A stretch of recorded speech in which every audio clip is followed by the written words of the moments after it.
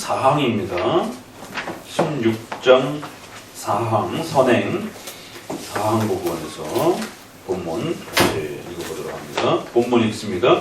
그들의 순종에 있어서 이 세상에서 도달할 수 있는 최고의 경지까지 이르는 사람이라 할지라도 무임승상으로 행하는 것과 하나님이 요구하시는 것보다 더 많이 행할 수 있는 것은 아니다.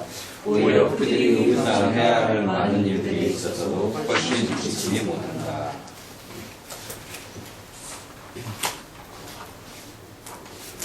자, 성화의 실천적 원리를 선행해서 구체화시켜서 설명해 가고 있는 겁니다. 그래서 개혁주의 성화론은 원칙론에서는 삼일체 하나님께서 성화까지 포함해서 전부 하나님의 구원의 역사로 이루신다라는 것.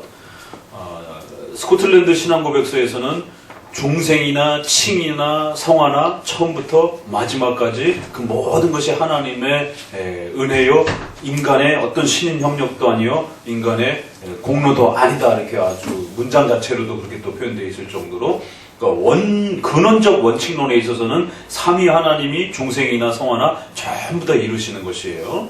그럼에도 그 하나님께서 성화를 이루실 때는 인간을 섭리적 수단으로 사용하신다는 것. 그 성화를 이루는 방식과 방법 면에서는 그렇기 때문에 반드시 보전, 협력, 통치 방식으로 제2원인으로서 인간의 인격적 책임을 반드시 요구하시고 사용하신다는 것.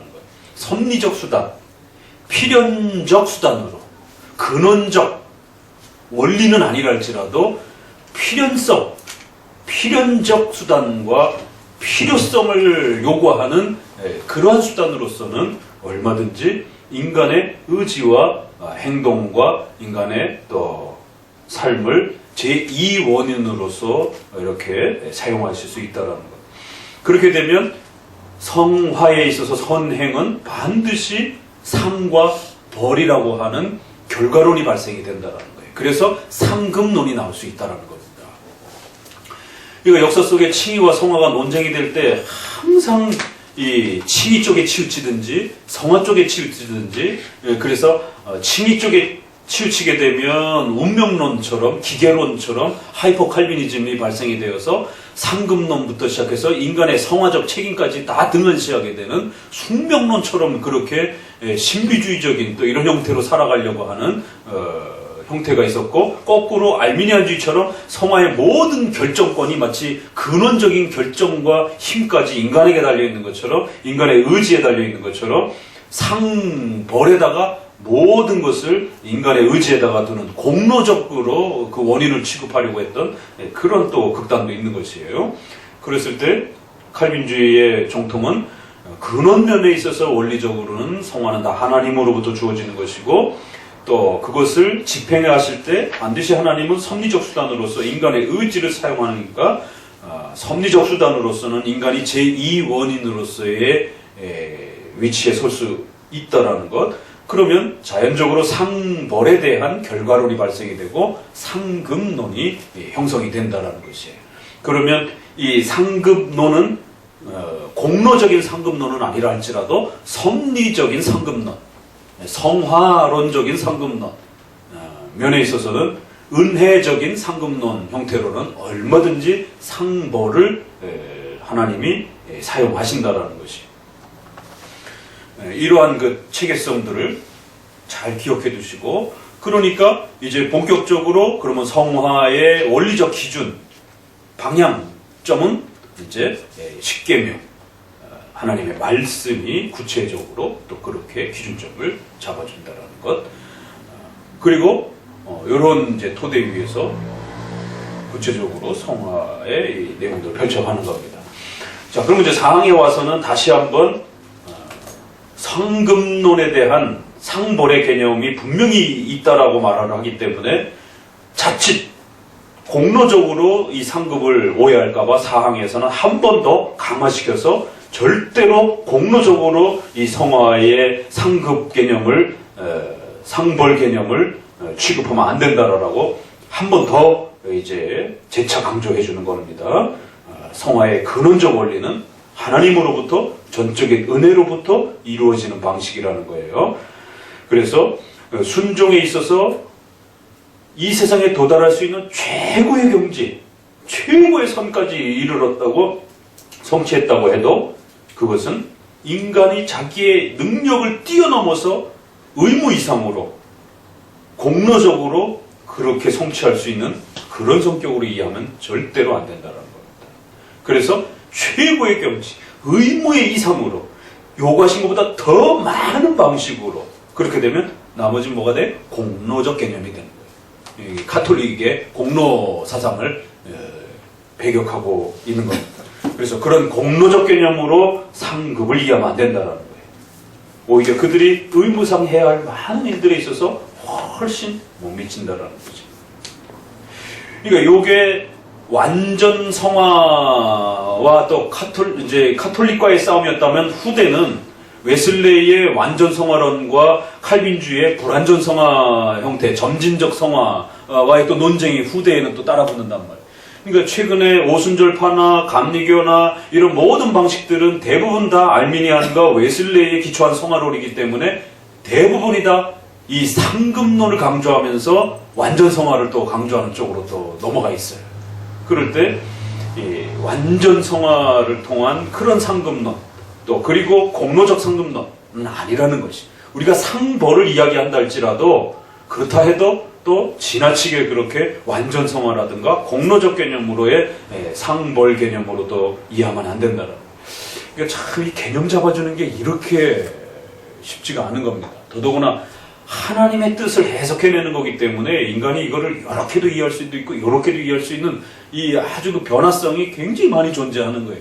그랬을 때에 요거를 이렇게 정확하게 그렇다고 해서 숙명론에 빠져서도 안 되지만 그렇다고 지나치게 완전함을 성취해서 마치 자신이 상벌의 어떤 그 공로적 그 선에 도달한 것처럼 그 이제 우리의 기도 제목에 이런 게 얼마나 흔하게 묻어 있었느냐면 뭐 이제 요구하는 바를 기도할 때 왜 목사님 응답이 안 되죠?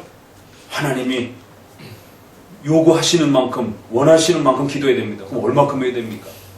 그러니까 기도가 응답이 되는 어떤 일정한 수준이 있는 것처럼 자꾸 이렇게 이야기한단 말이에요. 부흥회 때라든가 이런 데 이렇게 해갖고는 응답받는 이제 시간이다라고 하면서 마치 그 많이 비유를 들은 게 컵에 이렇게 물이 이만큼 거의 찼다 이제 이러면서 그걸 더 채워야 된다라고 하는. 그럼 도대체 얼마만큼 더 채워야 되는데요? 그러면 90% 채워진 거예요? 99% 채워진 거예요? 99.9% 채워진 거예요? 99.99999 채워진 거예요? 그럼 0.1% 안 채워지면 하나님이 응답 안 하는 건가요? 이런 어처구니 없는 일들이 벌어지는 거예요. 그래서 우리가 일상생활 속에 하나님 앞에 뭔가를 간절히 기도할 때 언제까지 기도해야 되지? 얼마만큼 기도해야 되지? 왜? 교회에서 그렇게 배웠으니까. 네 기도가 차지 않아서 하나님이 원하시는 그 요구만큼이 있는데 거기에 안 찼기 때문에 그 완전한 만큼 안 찼기 때문에 응답이 없다라고. 이 완전성 여부로 자꾸만 성도들의 어떤 그 문제를 그렇게 접근해서 권면을 했단 말이에요.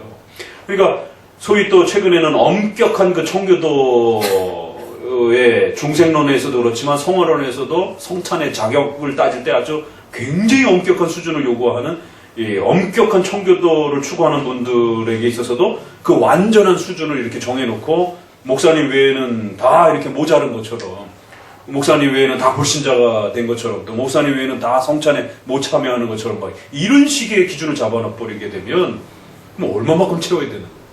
이게 여기에 딜레마가 이제 교리가 정확하게 정립이 안 되니까 바로 그런 딜레마가 발생해요. 그럼 얼마큼 채워야 되는데요?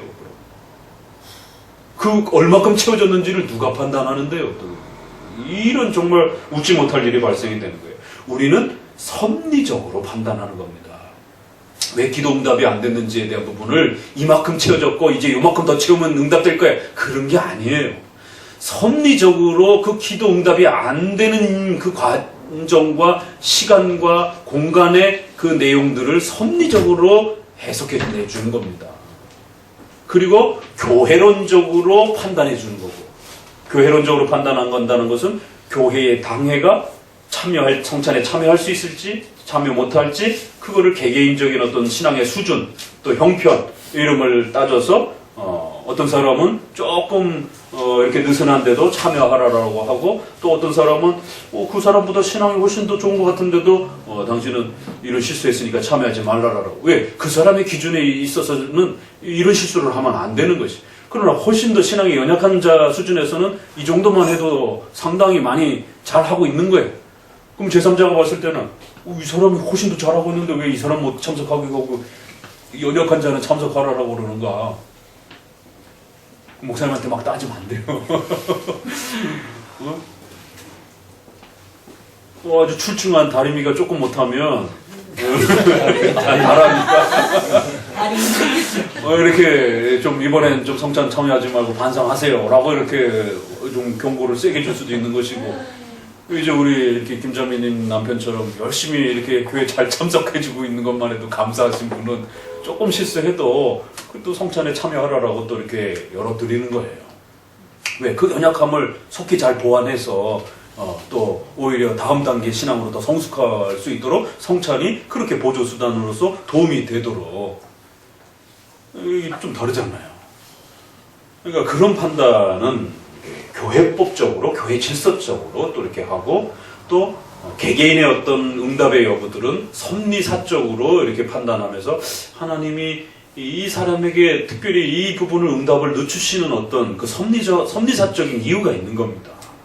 그럼 어떤 질병과 재정과 또 어떤 아이의 출산에 대한 문제와 또 직장의 문제와 또 이런 여러 가지 문제들이 각 가정마다 이유가 있는 겁니다. 기도를 등한시해서 그래. 그 말이 맞을 수도 있지만 열심히 하고 있는 사람한테 그럼 얼마만큼 더 기도를 해야 돼요? 다 모든 집안마다 여기 기도가 70%밖에 안 찼고 여기 80%밖에 안 찼고 이렇게 판단하는 것도 우스운 거고, 그래서 그건 섭리사적으로 판단해 주는 겁니다. 그러면 조금 더 늦춰질 수도 있고, 아니면 조금 더 어떤 가정은 연약하기 때문에 하나님이 더 신속하게 응답해 주실 수도 있습니다. 오히려 연약한 가정일수록 하나님이 신속하게 응답해 줍니다. 왜? 연약하니까. 근데 신앙이 잘 훈련된 사람들은 훨씬 더 응답이 이렇게 늦게 오기도 합니다. 왜? 더 깊은 거를 배워야 되기 때문에. 그런 섭리사적으로 이렇게 판단을 해주는 것이. 그러니까 너무 이렇게 그 인과론, 원인과 결과로, 단편적인 원인과 결과로 너 이랬으니까 너 이런 거야, 이런 식의 욥기서의 그 친구들처럼 그냥 단편적인 면만 보고 그러니까 네 죄 때문에 이렇게 된 거지, 이런 식의 인과론적인 지나친 단편화가 오늘 한국교회의 성도들에게 엄청난 상처를 준단 말이에요. 그래서 욥은 아니다, 하나님의 섭리와 뜻 속에서 하나님이 나에게 이런 삶도 허락하신 것이고 또 복된 것도 주시는 것이고 또 어려운 환경도 하나님이 허락하시는 것이다라고, 아예 일정부터 그렇게 하나님을 바라보는 방식이 다르다라고, 주신 자도 여호와여 취하신 자도 여호와다라고 이렇게 선언하면서 시작하는 겁니다.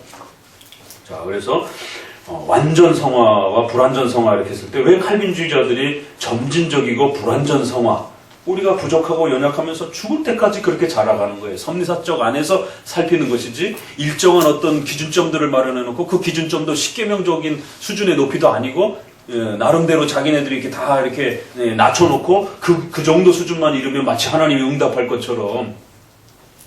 그러니까 조지 물러가 5만 번의 기도를 응답받았다. 이거 아주 유명한 그런 베스트셀러가 돼갖고 그럼 나도 어떻게 5만 번씩이나 응답을 받지만 이런 선망의 이런 부분들이 이게 천연적인 완전 성화에 기초한 기도 방법들입니다. 야베스의 기도 그래갖고는 한때 뭐 또 막 7시간, 8시간씩 막 기도하는 또 이런 부분들이 또 막 유행처럼 막 이래갖고.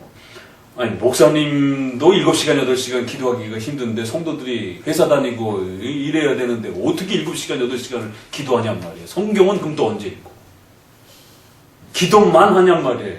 그러니까 이제 이런 것들이 항상 유행처럼 이제 이렇게 감성적으로 이게 선전선동하는 거예요. 조심해야 돼. 지금 우리 주변에 이 선전선동 때문에 너무 큰 피해를 당하고 있습니다. 상식적 판단을 하지 못하고. 어제도 그 촛불 집회 이렇게 보는데 세상에 그 저녁 때 찍으니까 저 뒤에까지 이렇게 마치 그 사람들이 온 것처럼 이렇게 하고 뭐 100만, 뭐 200만, 뭐 80만, 50만.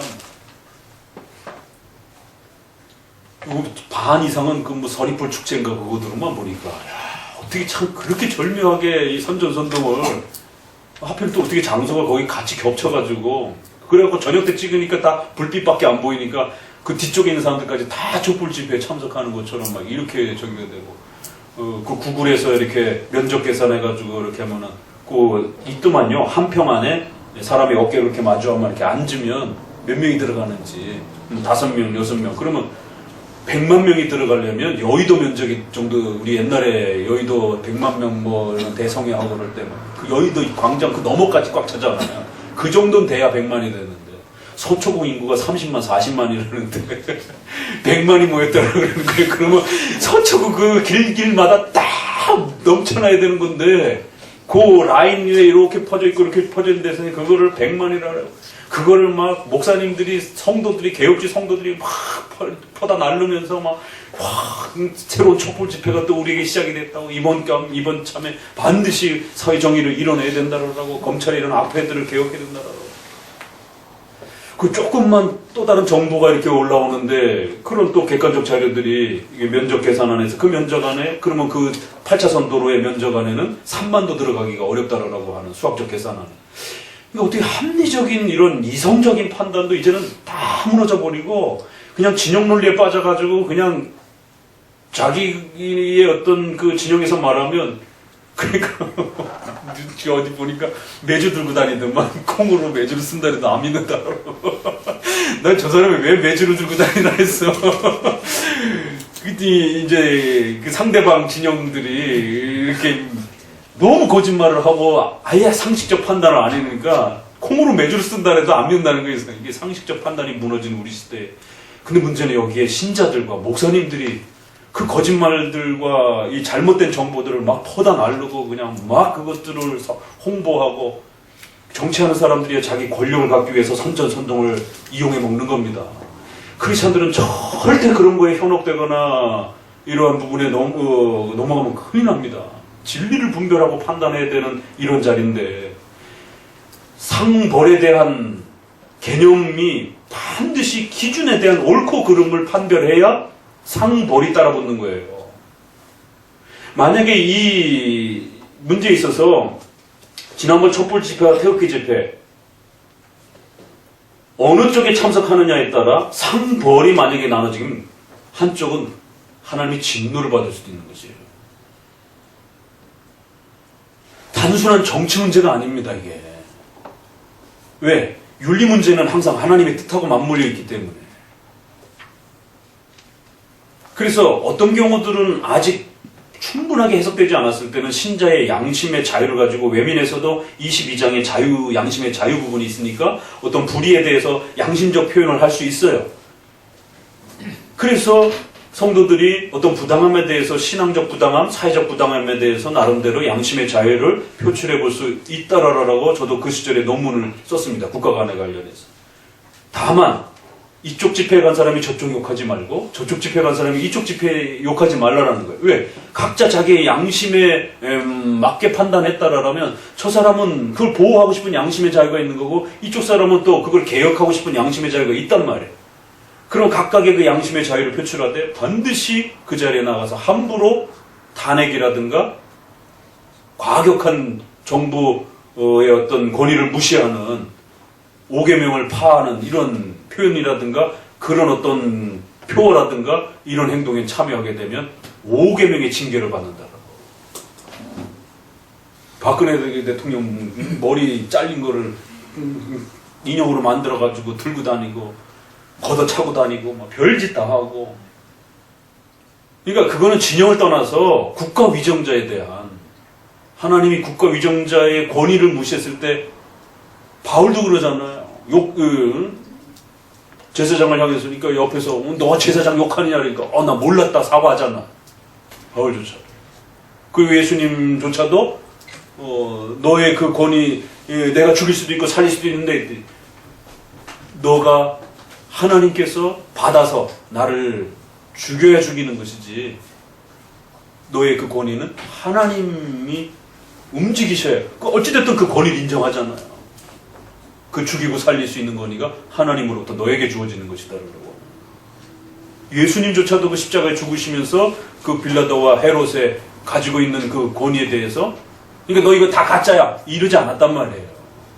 부당하게 죽어가시는 그 과정 속에서도 그들의 합당한 권위와 판단과 오계명으로서의 권위 행사에 대해서는 가이사의 건 가이사의 것이다라고 표현하면서 그 권위를 자체를 존중하는. 그러니까 성도들이 이런 걸 총체적으로 인지를 갖고 있지 않으면 양심의 자유도 표출돼야 돼요. 그러나 그렇다고 해서 오계명이 함부로 또 훼손이 되어지게 되면 상벌의 개념이 뒤따르면서 양심의 자유 잘못 표출했다가 성도들이 오계명에 엄청난 징계를 받을 수 있는 이런 심각한 하나님의 진노의 위험함에 빠질 수도 있단 말이에요. 그래서 목회자들은 성도의 목숨을 보호하고 지켜내야 되는 책임감이 있는 겁니다.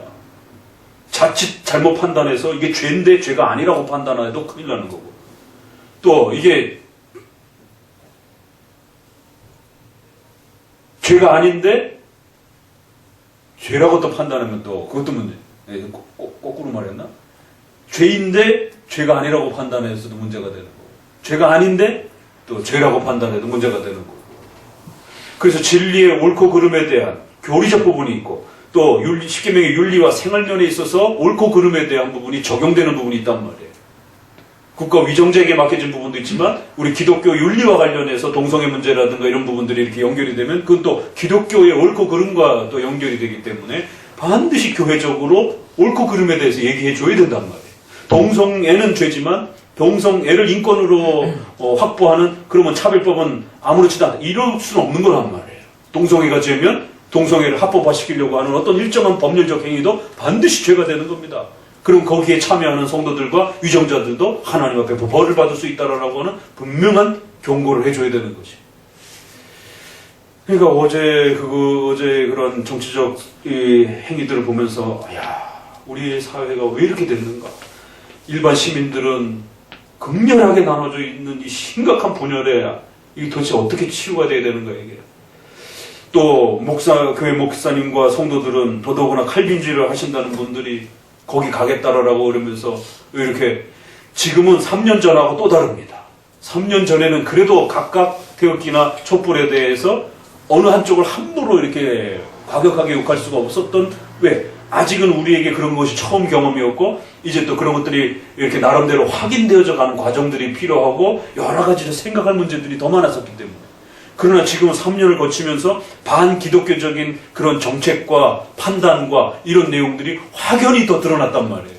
그런 상태에서 현 정부의 어떤 정책과 어떤 그 문제들을 보호하기 위해서 어떤 그 국가의 어떤 보호 행위를 한다? 그 정책, 국가의 위정자 문제가 아니라 국가의 그러한 그 정책에 대한 어떤 부분에 참여한다? 굉장히 심각해질 수 있는 거지. 왜? 3년 동안 섭리 안에 드러날 만큼 충분히 드러났기 때문에. 3년 전에는 이쪽이든 저쪽이든 어느 쪽이 더 반기독교적인지에 대한 그 정책론 부분들에 대해서 충분히 더 봐야 될 어려움이 있었단 말이에요. 그래서 이쪽에 참여하든지 개혁자 안에서도 양심의 자유를 줄 수 있었고, 다만 촛불 집회에 참석한 분들이 과격하게 현 정부의 그러한 그 권위의 부분들을 일반 시민들이 탄핵이라고 하는 이런 방식으로 바로 이렇게 그런 과격한 행동들을 행하는 것은 오계명에 입각해서 그건 엄중한 죄가 되기 때문에 혹시라도 참여하는 자유를 가진다 할지라도 참여해서 절대로 그런 과격한 행동에 함께 동조하거나 이런 행동들을 해서는 안 되고 선택폭을 조율하라라고 제가 그때 당시에도 그렇게 목회자 개인이 가질 수 있는 것과 지도자로서 성도들에게 권면할 수 있는 범위에 하나님 앞에서 허용될 수 있는 범위와 허용되지 못하는 범위가 여기까지다라고 분명히 선을 걷던 것입니다. 그렇지만 지금은 그 선이 허용되어질 수 있는 범위가 훨씬 사라져 버렸어요. 3년 안에 너무 과격한 그러한 반기독교적 정책들이 진보 정부를 통해서 너무 많이 쏟아져 나왔기 때문에 그것이 명백해졌는데도 잘 모르겠다 이러면 안 되죠. 옳고 그름을 판단해야 되니까. 그 옳고 그름에 따라 상벌이 따라온단 말이에요. 그러면은 북왕국과 남왕국이 나눠지려고 할 때 성도들에게는 얼마나 혼란이 있었겠습니까? 북왕국은 숫자적으로 더 많고 남왕국은 얼마 안 되고 그러면 제사장들 입장에서 이거 어디로 가야 되나 이거. 똑같은 겁니다. 그럴 때 그 정당성을 따지려면 어디로 가야 돼? 남쪽으로 와야 되는 거예요. 그렇지만 처음에는 바로 남쪽으로 오면 안 됐습니다. 왜? 제사장은 6개의 도피성을 중심으로 해서 12지파 전체에 퍼져 있었으니까 레위 지파들은 어느 한쪽으로 쏠리지 않도록 모든 지파들을 도와주도록 6개 도피성이 2개씩 해서 전체적으로 퍼져 있었단 말이에요. 그리고 분명히 북왕국의 여로보암도 선지자를 통해서 하나님이 주시겠다라고 해서 끊어준 거란 말이에요. 그러면 그 초기 때는 제사장들이 레위 지파가 함부로 이동하면 안 됩니다. 그러면 죄가 됩니다. 이해하시겠죠? 왜? 그들의 제사와 그들의 성전 예배 활동을 10지파의 성전 활동 예배를 도와야 된단 말이에요. 그래서 3대 절기, 5대 제사가 집행되어질 때 전부 다 준비를 해서 예루살렘으로 올 수 있는 과정들을 마련하도록. 그러니까 하나님이 10지파를 여로보암 왕에게 주겠다라고 한 전제 조건은 절대로 백성들을 산발 선거 가지고 예루살렘으로 3대 절기, 5대 제사 드리러 올 때 막는 거. 이거 막으면 너 모든 게 끝이야. 그 전제 조건이 있는 겁니다. 왜? 3대 절기를 제사를 드려야 되니까. 그러면 나라는 나눠주되 성전은 한 군데밖에 없단 말이에요. 그러면 남북이군 간에 전부 다 거기 와서 예배의 3대 절기를 지켜야 되는 조건이란 말이에요. 그러면 여로보암 왕이 절대로 종교적 문제에 있어서는 백성들에게 자유를 줘라. 통치는 너가 하더라도 북왕국은. 그래서 10개를 띄워준 겁니다. 그런데 여로보암이 잔머리를 굴리기 시작한 거예요. 두려움을 느끼기 시작한 거예요. 백성들이 자꾸 절기마다 남쪽에 가서 예배드리고 그러니까 남쪽에 가서 사람들 만나고 그러다 보면은 또 마음이 동해가지고 괜히 거기 눌러 앉을까봐 38선을 확 꺼버리고 베델과 단에다가 제단을 만들고 거기다 금송아지 만들고 그 다음에 절기를 자기 마음대로 3대 절기 날짜를 1월 14일 6월절을 지켜야 되는 거를 날짜를 옮겨가지고 날짜 만들고 평신도를 제사장으로 만들어가지고 제사장이 부족한 데는 네가 해 이러면서 완전히 편법을 동원해가지고 차단시켜버렸어요. 못 내려가도록. 어떻게 해야 돼요? 그 정도까지 왕의 폭행과 악정이 드러났으면 흩어져 있던 제사장들과 레위인들이 피난 와야 되는 거예요. 그래서 성경에 보게 되면 그 제단을 만들자 백성들과 제사장들이 밑으로 남쪽으로 대거 내려왔더라 이렇게 돼 있어요. 그러니까 우리가 이사야도 마찬가지예요. 이렇게 구약의 이야기지만 구약의 그 원리적인 면들을 국가 정책과 종교 문제가 부딪히고 이렇게 충돌을 일으킬 때 해야 될 때가 있고 하지 말아야 될 때를 섭리적으로 교리의 기준점을 가지고 그 교리의 기준점이 섭리적으로 어떻게 펼쳐져 가는지를 바라보면서 해야 될지 말아야 될지를 판단하고 그 판단에 따라 상벌이 따라붙는 거지. 그러면 첫 번째 째 너무 시급히 내려오게 되면 책망을 받는 거예요. 그러나 두 번째 째 내려와야 될 때 안 내려오고 그냥 거기 북쪽에 남아있으면 그 레위지파와 제사장들은 책망을 받는 거예요. 왜? 제사 못 드리는데 예루살렘으로 내려오지도 않고 사태가 그 정도로 됐으면 다 가산 정리하고 예배 드릴 수 있는 남쪽으로 내려왔어야 되는 거지. 그러니까 3년 전하고 지금은 국가정책 부분이 달라졌습니다. 그래서 이런 상벌 문제에 있어서도 반드시 우리 성도들이 신중하게 잘 선택하셔야 되고 이제는 정말 돌이킬 수 없는 그 선을 넘어서 지금 진행해 가고 있어요. 그리고 합신에서 시국선 업문 제일 먼저 나왔죠.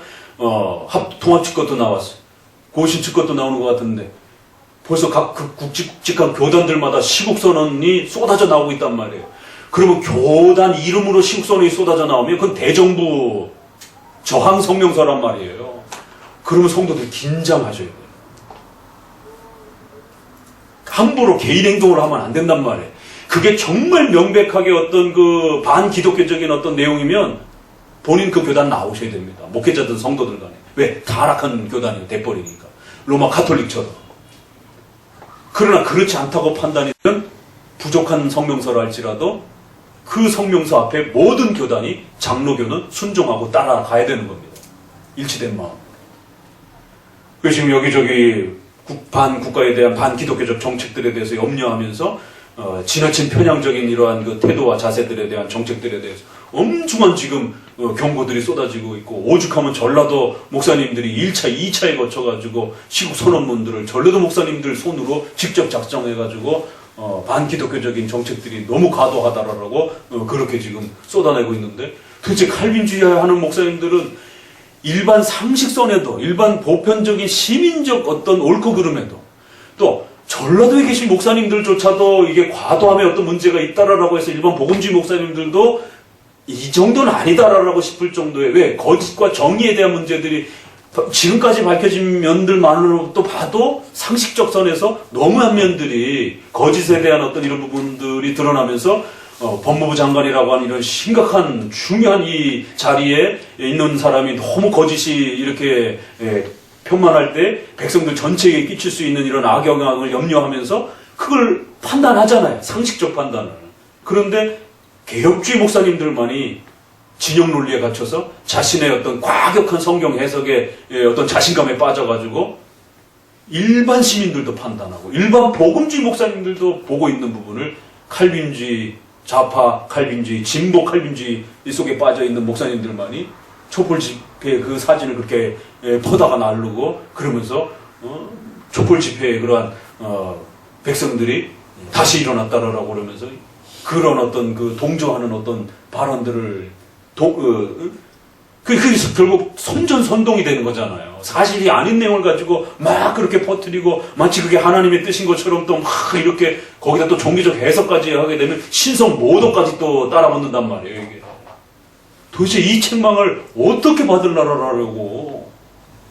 하나님의 진노는요, 그냥 짧으면 선택해 보실래요? 다윗이 인구 계산했다가 너 3년 동안 전쟁이 일어날래? 30 전염병에 빠져 있을래? 다 무서운 거예요. 어느 거 하나도 쉬운 게 없는 겁니다. 최소한이 그 정도입니다. 가볍게 그냥 넘어가는 문제가 아니란 말이에요. 그래서 이런 진노 부분에서 자칫 이러한 완전성화, 불완전성화 부분들을 잘못된 기준점으로 그 완전성을 이렇게 확보를 한다든가, 또 사회적인 어떤 잘못된 정치적인 어떤 이러한 부분의 완전성을 마치 기독교적인 어떤 그 완전성의 개념으로 이렇게 기준점을 마련해 놓고 마치 거기에 이르러야만이 상을 받는 것처럼 이런 식으로 또 끌고 가면 또 그것도 심각한 또 곡해가 된다라는 것이. 읽어봅니다. 사항, 불완전한 선행. 사항은 선행의 불완전한 성취를 소개한다.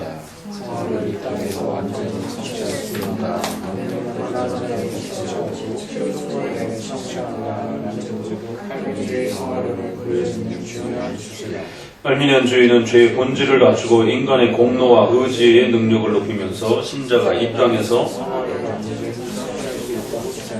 완전성화를 주장하면 항상 행위 구원과 공로 사상에 떨어지게 된다.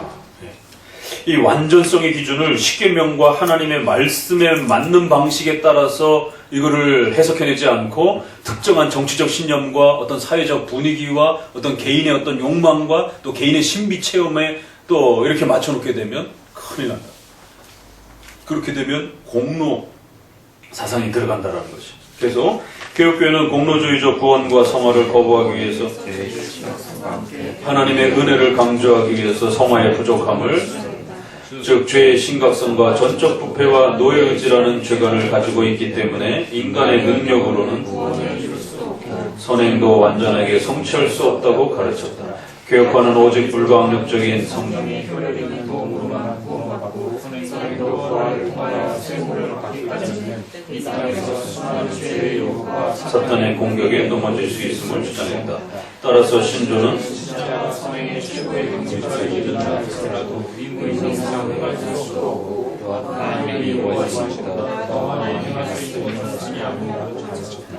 그래서 항상 섭리의 그 진행 안에서 살펴야 되는 것이고, 그리고 성도들의 그 연약함과 그 부족함들을 항상 고려해 가면서 섭리 안에서 판단하는 것이지, 또 우리나라라고 하는 독특한 남북 분단의 이 아픔과 이 상황 속에서의 어떤 국가의 위치와 상황, 이런 속에서 섭리적으로 판단을 해야 되지, 유럽의 어떤 사회적 어떤 시스템과 정의 개념을 바로 우리 사회에다가 또 바로 적용해도 안 되는 것이고. 그러니까 이제 어떤 분들은 이런 얘기를 해요. 그러니까 그거를 참 들어보면, 야, 이게 참 선전선동이라는 게 이런 거구나. 그러니까 어떤 작은 부분을 마치 큰 부분처럼 확대를 해갖고, 또 없는 부분을 마치 있는 부분처럼 이렇게 하고, 객관적인 부분을 아주 감성적인 부분으로, 정서적인 부분으로 이렇게 싹 전환을 시켜가지고, 공권력이라고 하는 이런 공권력은 무서운 겁니다. 근데 그거를 남편으로서의 어떤 배려가 하기 위해서 전화를 했다라고 하는. 야, 참 이 정서, 감성적이라는 게 참 이런 게 이런 거구나. 선전선동이라는 게. 그러니까 요즘에 일어나는 사건들을 이렇게 들여다보고 있으면 인간의 그 죄성과 무질서와 혼란함이라는 게 정말 어떤 거구나. 이 인간의 악함 속에서 배출되어지는, 그러니까 하나님께서 세워주신 십계명의 질서라든가 교리적 토대라든가 이러한 교회의 역사성과 객관성이 확보가 되지 않을 때, 야, 정말 이렇게 인식과 판단과 결정과 이런 모든 기능들이 망가지는구나.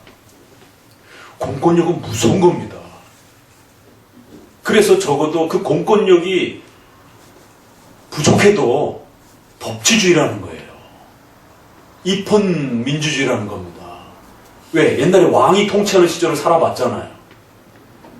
얼마나 억울한지, 얼마나 부당한지. 그래서 왕도 법 앞에 순종해야 된다라고. 그래서 그 법을 만들어가는 과정은 부족할 수도 있고 미흡할 수도 있지만, 미국의 법은 우리나라보다 허술한 거 더 많습니다. 국회의원도 상원의원, 하원의원도 세습이 될 정도로 거반 세습이 되기도 하고, 뭐 민주주의가 저래 할 정도의 어떤 그런 부분들도 있단 말이에요. 법이 굉장히 허술해요. 그런데도 그 법을 존중하려고 하는 그 법 정신이 굉장히 강한 거예요. 그 미국 경찰 앞에서는 아무 소리도 못하잖아요. 그 사회적 합의 안에서 정해놓은 선을 넘어가면 막 총도 쏘고 그냥 막 그 폭력을, 경찰이 폭력을 행사하는 것에 대해서 아무런 사회적 비난하지 않는단 말이에요. 공권력이 그렇게 무서운 거예요. 왜? 법치주의의 민주주의는 그 법으로부터 모든 것들이 이루어져가는 방식이기 때문에. 근데 그 법이라고 하는 것은 일정한 부분에서는 부족할 수도 있고, 아직 이렇게 더 이렇게 완배가는 과정에서는 약할 수도 있고 부족한 것도 있는 거예요. 그러나 우리가 아직 그 정도 법안에 있으면 어찌됐든 부족한 법이라도 그 법안에서 서로가 함께 이뤄가는 것이에요. 근데 그 엄정한 공적 법적 권력을 부인이 걱정돼가지고 배려한 차원으로 이렇게 정서적으로, 그게 민주당이, 거긴 정당이니까 그럴 수 있다 쳐요. 근데 세상에 그런 걱정돼서 전화했다, 그건 인륜이다, 이런 표현들이. 그럼 목사님들이 퍼날르면서 그렇게 검찰이 어떻게 이렇게 무지막지하십니까? 검찰은 원래 무지막지한 겁니다. 칼이기 때문에. 칼의 권세라고 그러잖아요. 사람을 죽일 수 있는 권세입니다. 공적으로 사람을 사형시킬 수 있는 권세가 칼의 권세인 거예요. 그러니까 공권력이라는 개념이 뭔지 모르는 거예요. 다만 그 공권력이 좀 더 세련되게 이렇게 좀 더 이렇게 사회적으로 이렇게 잘 마련되는가 안 맞는가, 그 문제인 거지, 공권력의 근본은 무서운 겁니다. 그렇지 않으면 인간의 죄가 억제가 안 된단 말이에요. 근데 그 공권력을 집행하는 사람들에게 국무총리라는 분도 세상에 나오셔가지고는 남자들이 여럿이 들어갔고 여자들 둘만 있는 집에 가갖고 뒤지고 쑤시고 막, 야, 어떻게 국무총리라고 하는 최고의 국가 위정의 권위를 갖고 있는 분이 또 다른 국가의 검찰이라고 하는 이 공권력의 이 법 집행을 뒤지고 쑤신다라고 무슨 조폭들이 들어가가지고 뭐 남의 집을 막 망가뜨리는 이런 어떤 개념으로 사람들을 이렇게, 언어를 이렇게 분위기를 바꾸고, 여자들만 있는 집에 여자가 있는 게 아니죠. 거기에 왜 여자와 남자가 들어갑니까? 피의자의 범죄자에게 수색하러 들어간 겁니다. 일반인들이 가택 침입을 한 게 아니라 공적으로 법적으로 허락을 받아서 공권력을 행사하기 위해서 검사들이 공권력을 집행한 거란 말이에요. 다만 그 공권력을 집행하는 부분에 있어서 세련미가 떨어지느냐 이거는 있을 수는 있어요. 그러나 어찌됐든 연약한 법이라도 우리나라의 그 법안에서는 그 정도의 검찰력을 갖고 있는 거예요. 개혁의 문제는 나중 문제란 말이에요. 일단 이 상태 안에서는. 그리고 또 세계적으로 우리나라처럼 이렇게 권력을 많이 갖고 있는 검찰 권력은 맞는 말일 수 있죠. 그러나 그것도 조금 사고를 달리하면 그게 과연 그런가? 우리나라는 남북이 유일하게 분단되어 있는 나라란 말이에요. 여전히 간첩이 존재하고 있는 나라고 언제든지 휴전 상태에서 다시 전쟁이 일어날 수 있는 나라고 그럼 나라가 전복될 수도 있는 그런 위험한 지경에 있는 나라란 말이에요. 그럼 그런 나라에서 공권력과 검찰력이 강하지 않으면 서양처럼 다 의논 거쳐가지고 여러 기관 돌리고 의렴 수련해가지고 이 사람 간첩인가 아닌가? 그럼 벌써 그 간첩 할 일 다 하고 벌써 북쪽에 돌아간 상태에서 이 사람이 간첩이었는가 아니었는가 이럴 수는 없잖아요. 이게 수십 대 때로 막 목선이 떠내려오고 보조시 군복 입은 사람들이 동해로 서해로 배가 포가 날라들고 그 배끼리 부딪혀가지고 사람이 죽고 이런 나라인데 한쪽 면만 강조하면서 세계 유례를 찾아볼 수 없는 검찰 권력을 갖고 있다. 그러니까 일반 백성들이 거기에 선전선동을 당해가지고 이거 펴보세요. 검찰개혁, 공수권 설치. 그럼 그 공수권 설치라는 게 다른 면으로 적용된다라면 어떤 위험이 벌어지는지 모르냔 말이에요. 거긴 또 다른 또 위험이 있을 수도 있는 거예요. 공수처라고 하는 결국 그런 방식은 결국 경찰에게 수사권을 강력하게 부여해 주는 건데 그럼 이 수사권이 강력하게 부여가 되면 중국 공안 같은 일이 벌어질 수 있단 말이에요. 중국 공안은 무시무시합니다. 그런데 삼권 분립제도에서 경찰은 청와대에 소속이 되는 행정부 소속이란 말이에요. 검찰은 사법권으로 분리가 되어 있고 그래서 청와대에서도 함부로 임기를 해서 임명을 하고 나면 그 임기 동안에 해임도 못 시키고 함부로 할 수가 없는 거예요. 삼권 독립의 개념이. 그러나 경찰권은 달라요. 경찰은 행정부 거기 무슨 장관이죠? 행안부 장관인가 소속에 이렇게 다스림을 받고 청와대에 직접 명령을 받을 수 있다.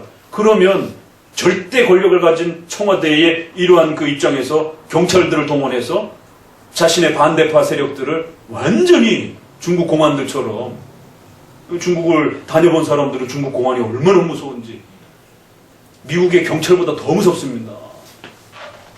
그래서 이 크리스찬들은 공안만 보면 막 버들버들 뭐 소름이 돋치고 막 피해가고 숨어다니고 이게 습관이 돼 있어요. 심장 막 벌렁거리고 가다가 공안 보면 심장이 막 벌렁거리고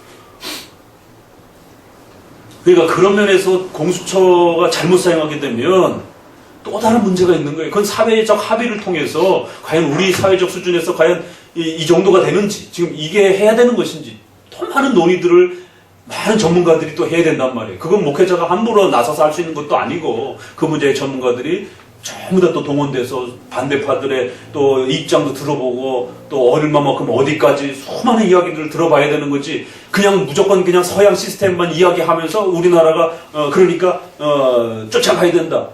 이런 식의 이제 논리의 이제 함정이죠, 그게. 우리나라의 독특한 상황을 고려하지 않고. 그러니까 이런 부분에서 합리적 판단과 이성적 판단과 도덕적, 양심적 판단조차도 안 되어지고 또 다른 어떤 위험성도 보지 못하고 마치 검찰개혁과 공수처 설립이 마치 사회 정치적 복지국가를 마련하는데 아주 가장 중요한 어떤 원리인 것처럼 그건 정답도 아니고 그게 지금 이 순간에 당장 필요한 건지에 대해서도 사회적 합의가 왜 많은 또 반대당들이 또 반대하고 있잖아요. 그럼 반대하고 있는 수많은 국민들이 있고 그럼 그 사회적 합의를 통해서 어떻게 이룩하고 어느 정도 수준을 만들 것인지 만든 나라라면 정치란 그렇게 복잡하고 많은 합의적 과정들을 거쳐서 가야 되는 것이지 어느 한쪽 당만의 생각이 옳아가고 그게 정답이어서 그걸 반대하는 사람들 너희들은 다 틀렸으니까 쥐죽은 듯이 가만히 있어. 우리가 절대적으로 옳아. 이런 게 아니란 말이에요.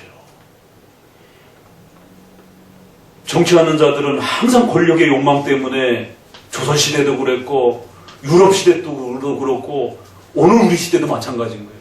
그래서 항상 그 시대에 선생님, 그 다음에 이러한 사회적 정신을 깨우치는 그런 문학가들, 또 예술가들, 종교 지도자들, 이런 사람들이 시민의식을 높일 수 있도록 항상 자기 처소에서 사람들의 시민의식을 높이는 일들을 해줘야 되는 거란 말이에요. 그래야 시민의식이 높아지고, 또 종교에 속해 있는 분들은, 특별히 기독교에 속해 있는 분들은, 목회자들은 하나님의 말씀을 잘 이끌어내서 섭리사적으로 우리나라의 상황을 살펴보면서, 왜 우리나라가 미국의 그 외교 안보와 관련해서 미군 철수의 문제가 이 진보와 보수와 관련해서 특별히 우리 기독교에 있어서 근원적인 문제가 되는가의 내용은 성경 어디에도 없어요. 이건 섭리사적으로 교회법적으로 판단하는 겁니다. 왜? 우리는 세계 유일의 남북 국가로서 아직 자생적으로 국가의 국방력을 지킬 수 없는, 남북 대비의 군사력에 있어서 현격하게 어려움을 겪고 있는 그런 나라로서, 또 미국의 그러한 전쟁의 도움을 통해서 독립이 됐고, 또 자유시장 이런 여러 가지 질서가 유지되었고, 이런 상황 속에서 급격하게 만약에 미군이 철수하게 될 때 어떤 위협이 발생될 수 있는지, 그건 누가 봐도 그건 교회의 생존과 시민, 국민의 전체의 생존이 달린 문제란 말이에요. 존 낙스가 메리 여왕과 관련해서 어느 포인트가 이건 생존의 마지막 저항점이다라고 판단을 했고, 그 저항점을 건드렸기 때문에 시민 전체가 무기를 들고 무력 저항과 전쟁에 준하는 저항을 해야 된다라고 목사님이 외치기 시작한 겁니다.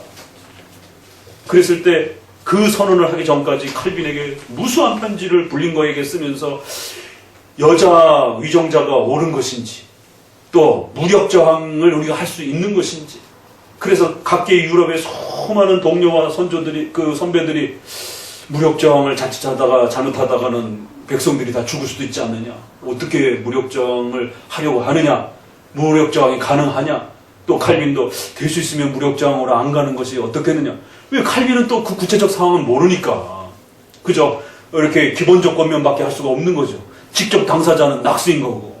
그래서 그 수많은 편지들을 받아들고 그 스코틀랜드를 책임져야 되는 총회 앞에서 낙스는 전쟁을 선포한 거예요. 목사님. 그리고 위정자에게 전쟁하시라라라고. 전쟁은 성경적이다라라라고. 그러니까 위정자들이 낙스가 전쟁을 하는 건 아닙니다. 그러나 섭리사적으로 지금 전쟁을 하는 게 하나님의 뜻인지 아닌지의 그 정당성, 상벌에 순종할 것인가 말 건가는 목사님이 해석해주고 총회가 해석해줘야 되는 거예요. 그러자 스코틀랜드 군대가 분열이 일어나가지고 전 시민들이 다 무기를 들고 메리 여왕이 저항하면서 카톨릭의 군대에 맞서기 시작한 겁니다. 그래서 카톨릭 군대를 몰아내고 전 세계 최초로 칼빈도 이룩하지 못한 장로 교회가, 장로 제도가 국가적으로 확립이 되었잖아요. 어마어마한 복을 받은 거예요. 칼빈도 원리적으로만 소개를 해놨지 그 조그만 동네의 제네바의 총회의 개념과 이런 노회 개념을 구축하지 못했단 말이에요. 그래서 스코틀랜드의 존 낙스를 장로교의 아버지라고 이렇게 부르는 겁니다. 영국은 토마스 카트라이트라고 부르는 거고. 그 옳고 그름의 판단은 총회와 신학자들과 목회자들이, 지도자들이 목숨을 걸고 성도도 죽고 목회자도 죽고 다 죽는 거예요. 그 마지막 저항점에서는 일제시대 때도 우리가 그런 겁니다. 그랬을 때 이거는 순종해야 된다, 아니면 이거는 저항해야 된다, 그거를 판단하는 겁니다. 하나님의 섭리사적으로 마지막 판단에 그 이후엔 판단도 없어요. 다 같이 죽는 거니까 그냥. 그래서 하나님 앞에 금식하고 눈물로 살지 죽을지를, 이게 하나님의 뜻인지 아닌지를 최종적으로 판단하고 나서는 모든 성도들에게 순종하라라고. 구약의 언약식 맺을 때 보세요. 다 그렇잖아요. 에스라, 느헤미야 비 맞아가면서 어린아이들, 부녀들 다 불러 모아놓고 나 3분의 1은 성경 읽고 3분의 1은 성경 강해하고 그 다음에 3분의 1은 금식하고 회개하고, 그리고는 이방 여자들하고 결혼한 사람들 다 불러다가 머리털 다 뽑고 정신이 있느냐고 없느냐고. 솔로몬이 그거 때문에 결국 멸망해가지고 나라가 두 쪽이 나버렸는데 아직도 정신 못 차리고 이렇게 귀환하고 나가고는 이방 여자들하고 결혼하고 그러느냐라고. 당장 불러오라고. 머리털 다 뽑아버리고 당장 이혼하라라고. 그리고는 안식을 회복하고. 그리고 거기에 모든 참여한 사람들이 맹세로 서약하고 그렇게 하겠다라고. 그러니까 그 마지막 판단은 죽고 사는 문제인 거예요. 그래서 에스라 느헤미야가 왜 우리가 70년 동안 자식들이 다 죽어나가고 가족들이 다 죽어나가는 이 고통과 진노를 받았느냐? 바로 이거 판단 잘못해가지고 하나님 앞에 순종하지 않았기 때문이 아니냐. 그런데 또 돌아와갖고 또 안식일날 밑에 와갖고 장사하고 그렇게 짐 짊어지고 와갖고 문 여나 안 여나 기다리고 있고 군사들 데리고 가고 당장 다 쫓아내고 너네가 안식일 함부로 어기고 이러다가 우리가 그것 때문에 진노를 받았는데 또 이방 여자들하고 결혼한 상황 알아듣고는 다 불러다가 조사해가지고 레이지파 제사장부터 다 전수조사해가지고는 싹 이혼하라고 머리털 뽑고 에스라는 너무 속이 상하니까 자기 머리털 뽑고 성경이 있어요. 들여다 보세요. 에스라는 자기 머리털을 뽑아 너무 속이 상해가지고 금식하고 눈물을 흘리며 자기의 머리털을 뽑았더라 이렇게 돼 있어. 근데 느헤미야는 에스라는 제사장인 거고 적교 지도자니까 자기 머리털을 뽑는 거고 느헤미야는 행정관이잖아요. 그러니까 군대를 동원해가지고 백성들 머리를 뽑는 거예요. 이방 여자들하고 결혼한 사람들을 나오라 해가지고 아 이렇게도 벌을 받을 수 있구나. 왜? 죽느냐 사느냐라고 판단했기 때문에. 그래서 이런 선행과 관련해서 오늘 우리 시대에 지금 참 종교 지도자로서 지켜보면서 걱정도 되고 눈물도 나고 어떻게 이렇게까지 정말 상식적이지 않은 이 사회, 상식적이지 판단을 잃어버린 이런 성도들 또 교회 지도자들 이걸 보면서 이거 어떻게 회복을 해야 되는가. 정말 에스라 느헤미야처럼 하나님 우리 조상들과 우리의 무지 때문입니다. 하나님 살려주세요 라고밖에 기도할 수밖에 없는 이 철박한 이런 상황입니다. 그 뒷부분 조금 멀무리하고 자 5항까지만 좀 보고 마칩시다. 우리는 우리의 최고의 선행들을 통해서도 읽으세요. 하나님께로부터 용서나 영생의 공로를 얻었습니다. 그이는 하나님과 장차오의 영광 사이에 큰 불경과 또한 우리와 하나님 사이에 무한한 관계가 있어서 우리는 그 행위로 하나님을 불이익할 수 없고 이전 죄의 벌을 갚을 수도 없기 때문이다. 도리어 우리가 할 수 있는 모든 일을 다했을 때라도 그저 우리에게 눈을 감을 것뿐이지 다만 유익한 종에 불과하다. 왜냐하면 그것이 선한 행동이라면 성령으로부터 나오지만 그게가 우리에 의해 지은 그것이 더러워지고 매우 많은 연약함과 불안정을 비춰서 도저히 하나님의 무서운 심판을 견딜 수 없기 때문이다. 그래서 뒷부분은 원칙론을 1번부터 3번까지 소개하고 다시 한번 공로주의에 대해서 엄히 경고하고 또 뒷부분의 6항은 인간의 책임론 부분에 대해서 다시 한번 강하게 강조하는 두 개가 이렇게 보충적으로 한 번 더 설명되면서 이제 마무리가 돼요. 그래서 최고의 선행들도 또 앞부분처럼 어떤 의무 이상으로 선행한 것처럼 보여줘도 절대로 공로 개념의 상벌로 접근하시면 안 된다는 것이. 왜 그러냐면 하나님이 우리에게 은혜를 주시고 긍휼히 여겨주셔서 상을 주시는 것이지 그걸 마치 우리가 정당한 어떤 의무를 행했기 때문에 상을 받더라도 그렇게 마치 공로적 상을 받는 것처럼 교만해지거나 착각하면 안 된다는 거예요. 하나님과 우리 사이에 큰 무한 간격, 그 다음에 그 하나님 주시는 그 영광스러움의 큰 차이, 이러한 그 어마어마한 창조주와 피조물의 차이 때문에 감히 그 하나님께 우리가 모래털 하나도 더 할 수가 없는 거예요.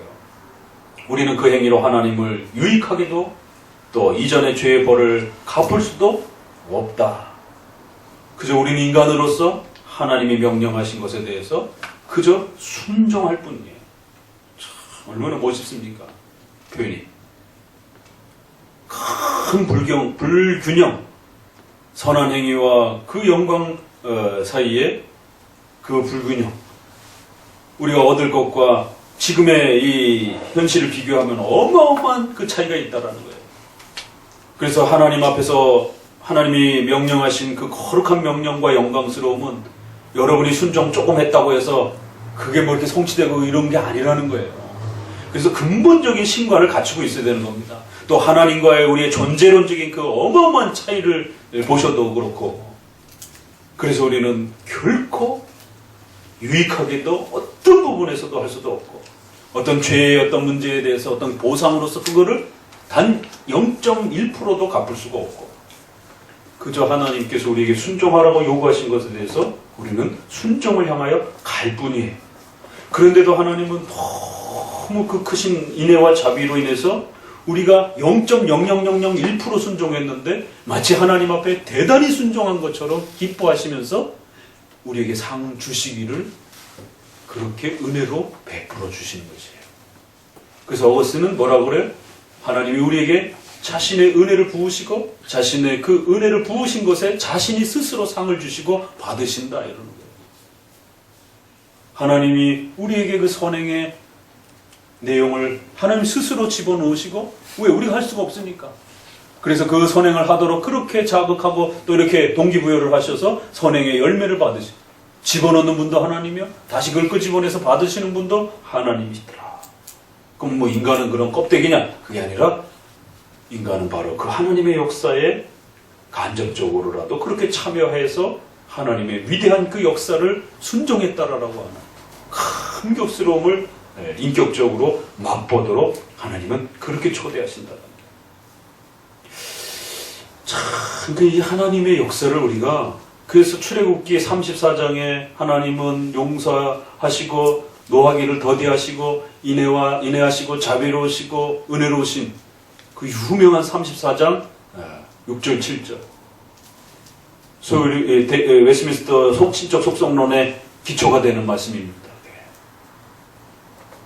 더 많이 묵상해 보세요. 하나님의 자비와 인내로우시고 크시고 높으신, 지난번엔 크고 위대한 높으심에 대해서 우리가 이렇게 좀 많이 얘기했는데, 자비로우시고 인내로우시고 긍휼이 많으시고 우리를 사랑하시고, 도대체 우리를 어떻게 사랑하셨길래 이 땅에 오시는지, 또 우리를 어떻게 사랑하셨길래 제2원인으로서 인간이 그 선과 악에 참여해서 판단하고 생각하고 참여할 수 있도록, 그리고는 그 하나님의 역사를 이룬 것처럼 그렇게 계시에도 참여하고 또 하나님의 역사에도 참여해서 신의 성품에 참여하는 자처럼 그렇게 살아가도록, 이건 개혁주의의 신관에서만이 소개할 수 있는 기가 막힌 하나님의 인자와 자비로우심.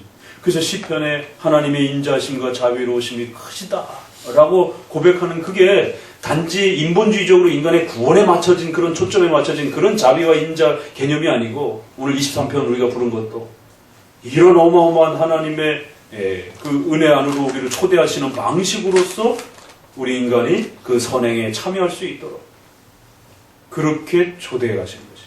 그래서 인간이 태어나는 것도 그 위대한 하나님의 역사요, 하나님의 일이십니다. 인간이 태어나는 것은 하나님이 창조하시는 것입니다. 그런데 남녀의 그 부부에게 결혼을 통해서 성적인 연합을 통하여 아이를 가질 수 있도록, 아이를 갖는다는 건 정말 큰 기쁨이에요. 자기를 닮은 그렇게 후손을 보았을 때 그 첫 아이를 만나면서 느끼는 그러한 그 감격스러움이란, 그건 아이를 이제 낳아본 그런 부부들만이 경험하는 그러한 정말로 묘한 그러한 신비로,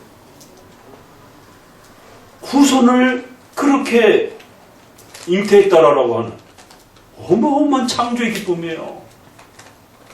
다 너희가 만드는 것처럼 세포도 주시고 정자난 자도 주시고 건강한 몸도 다 주시고 모든 걸 다 주셔서 그 성적인 결합도 주시고 사랑할 수 있는 마음도 주시고 다 주셔서 하나님이 창조해야 되는 그 사람을 창조하는 그 일에 동참하도록. 그렇지만 그럼에도 결정적인 영혼을 창조하는 일은 하나님이 하신 겁니다. 우리가 영혼을 창조하는 건 아니에요. 그래서 영혼이 정자와 세포 안에 있느냐 없느냐 이런 이제 많은 이제 신학적 논의가 있을 때 아직까지는 거기까지는 논의 못했고, 최소한 신학적 논의는 정자와 난자가 물질적으로 그렇게 결합하는 바로 그 순간에 영혼은 창조된다라고. 그래서 우리는 창조론, 영혼 창조론을 믿는 것입니다. 어떤 공장에 이렇게 있는 걸 하나님이 이렇게 주는 게 아니라 육체가 결합이 될 때, 정자와 난자가 물질적으로 결합이 될 때 0.0000001초에 하나님이 그 물질과 수정란과 영혼이 신속히 결합되도록, 그래서 하나님이 창조하신 그 영혼을 그 정자와 난자의 물질에 결합하도록 그렇게 하신다. 여기까지는 연구됐어요. 여기까지는 우리가 말합니다. 그래서 정자와 난자의 영혼이 들어있는 것은 아니다라고. 그래서 정자, 난자를 이렇게 없애고 이런 부분에 대해서는 자유로운 거예요. 그러나 수정란을 없애는 것은 굉장히 심각한 생명을 해야 하는 것으로 보게 됩니다. 그래서 영혼 창조론이라고 하는 그 개념이 이제 창조론 안에 여러 단계와 내용들이 있어요. 그럴 때 영혼 창조론이라고 하는 것은 그 수정체가 될 때, 물질의 수정이 되어질 때 영혼은 어디 있느냐라고 이런 신학적 질문을 던지게 되면 그 영혼은 창조해 주셔서 그 수정란에 결합하여 인간이 된다라고 이렇게 보수권 내선 말을 하는 겁니다. 아무튼 이렇게 하나님의 위대한 역사가 인간이 사람을 만들도록 우리에게 모든 걸 배려하시는, 다 주는 거예요. 그럼에도 불구하고 또 하나님이 하셔야 될 일은 또 하나님 스스로에게 그것까지 다 내주면 또 우리가 신이 된 것처럼 착각할 수 있잖아요. 에덴 동산에서 다 주시되 이렇게 또 하나님을 알 수 있는 또 범인을 남겨놓은 것처럼, 그러면서 그러니까 선한 행동이라면 그 모든 것은 하나님으로부터 오는 것이요, 악을 행하게 되면 그건 우리 자신으로부터 오는 것이다. 이것도 사실은 역설적인 표현이잖아요. 그럼 선과 악이 다 하나님으로부터 오는 거 아니에요? 그렇게 말하게 되면 하나님이 악의 주인이 된다라고 하는 오해를 가질 수 있기 때문에 선한 행동의 이런 모든 열매들은 하나님으로부터, 성령으로부터 그렇게 궁극적으로 나오는 것이에요. 그럼에도 또 그 행위가 악한 행동으로서 표출되어지게 되면 그건 반드시 우리가 작정과 섭리론적으로는 하나님의 뜻 속에서 일어난다라고 말할 수 있지만, 그렇다고 하나님이 그 악을 행했다 이렇게 직접적으로 말을 하면 안 된다라는 것입니다. 그 악은 항상 우리의 책임과 맞물려서 그렇게 이야기할 줄 알아야 된다. 악행을 행했으면 그것은 더러운 우리 자신의 연약함과 불완전함 속에서 그렇게 우리가 행한 그러한 또 그래서 하나님 앞에 무서운 심판을 견딜 수 없는 그런 연약함 속에서, 우리의 악행 속에서 나오는 것임을 또 잊지 말아야 된다는 거죠. 그래서 선행은 공로를 쌓을 수 없다. 그래서 카톨릭에서는 이 공로 개념을 끌어내 갖고는 적정 공로, 잉여 공로, 이제 이렇게 이야기를 하면서 이제 공로주의가 나옵니다. 이제 말 그대로 이 잉여 공로가 되면 이제 성자가 되는 것이에요. 공로가 막 남아 돌아요.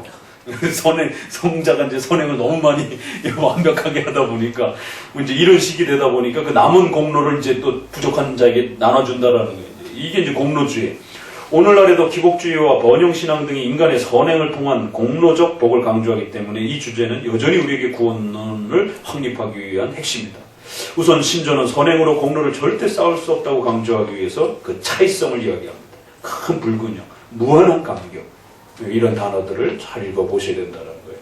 그래서 첫째로 하나님은 인간의 행위에 그 어떤 영향을 받는 분도 아니요, 인간의 도움을 필요로 하는 분도 아니라고 하여 하나님의 절대성을 추가했고, 둘째로 피조물을 생각하면 이전 죄의 벌을 갚을 수도 없기 때문에라고 하여 죄의 참혹함을 추가했습니다.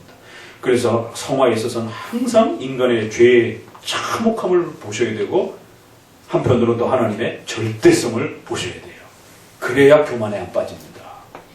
공로주의를 배격하면서도 마지막 문장에서는 인간 안에 이루어지는 선행의 두 가지 형태를 구별합니다. 먼저 인간으로부터 선한 행동이 발생이 되면 그건 근원적으로 하나님의 은혜라 그렇게 표현하면서도, 반대로 그 행위가 우리의 죄와 악 속에서 이루어지면 그건 더러워지고 매우 많은 연약함과 불안정함으로 그렇게 뒤섞여 있는 것이다.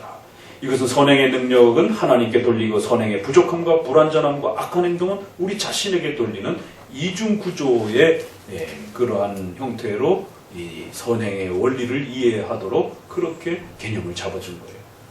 그렇지 않으면 까딱 잘못하면 악조차도 하나님이 마치 결과론 속에서 우리가 얼마든지 결과를 보니까 이 모든 이 세상에 일어나는 것은요, 하나님이 머리털까지 세신바 되시고 참새 2마리가 한 아싸라니 악조차도 어둠조차도 하나님이 허용하시지 않으면 일어날 수가 없습니다. 그래서 허용적 작정이라고 하는 작정에 또 이러한 구별을 하는 겁니다. 결과론적으로는 그래. 그러나 그렇다고 해서 원인론적으로 하나님이 악을 행했다 이렇게 말하면 큰일 납니다. 하나님 악한 신으로 이해하고 오해할 수 있는 그런 또 이 불균형이 발생이 된단 말이에요. 그래서 항상 우리 지금 성화 얘기하는데 왜 이 지금 신론, 신적 작정, 섭리 그러니까 이게 바탕이 안 되면 성화도 이게 섭리사적으로 이해를 못하는 거예요. 그러니까 성화 가르친다고 하면서 맨날 어떤 인본주의적인 윤리 얘기하고 이래버리게 되면 이 개념이 깨져버려요. 성화의 기본 원리도 이처럼 신론에 맞물려서 하나님의 거대한 역사와 그 속에서도 인간의 책임과 의무관계를 잘 이렇게 이해해야만이 그러면서 또 거기에 나타나는 상벌의 개념을 바르게 이해할 때만이 하나님의 영광은 하나님이 모든 역사를 하시는 것으로서 우리가 영광을 돌리면서도 또 우리가 마땅히 해야 될 책임관에 있어서 상벌 개념에 있어서 또 최선을 다해서 또 살아가려고 애를 쓰게 되는 그래서 상을 받기 위해서 더 노력하고 또 상을 받았다 할지라도 결코 교만해하지 않고 또 악을 행했을 때는 그 악한 것에 대한 분명한 책임을 지고 그래서 교회적으로도 공적 당회에서 공적인 책망을 받고 실수하게 되면 그래서 아까 유아세례도 그런 겁니다. 또 공적인 책망을 받고 징계 절차를 밟으면 되는 거예요. 그냥 혼자 회개하고 넘어갈 문제가 아니에요. 이런 좀 더 사안이 중대한 부분들. 그래서 공적으로 징계 절차를 밟으면 해소가 되는 겁니다. 일정 부분.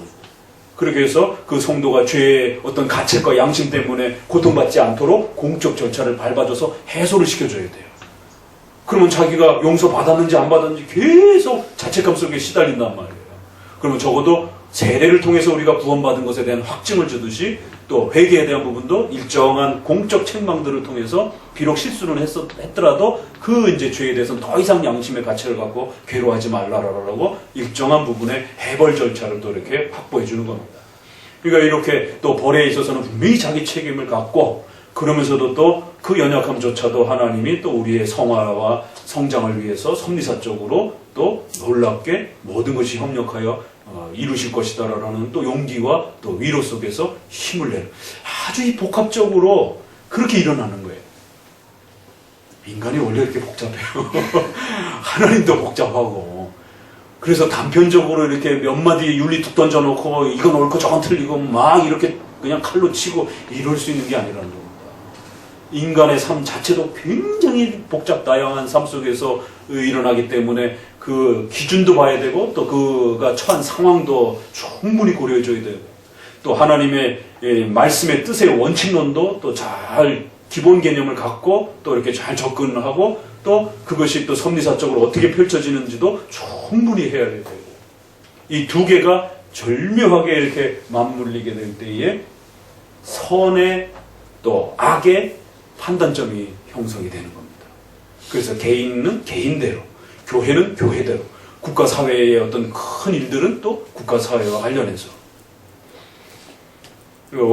이런 선행은 지금 우리 사회가, 우리 한국교회가 겪고 있는 아주 실제적인 부분과 또 맞물려 있기도 한 부분이어서 한 문장, 한 글자 잘 이렇게 되새기면서 이번 계기를 통해서 야, 이게 정말 우리가 선행, 착한 일이잖아요.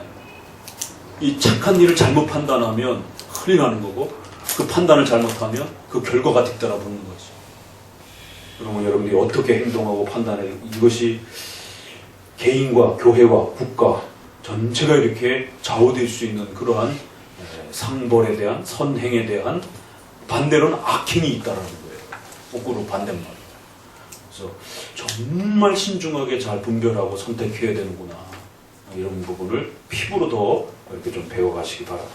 기도합니다. 하나님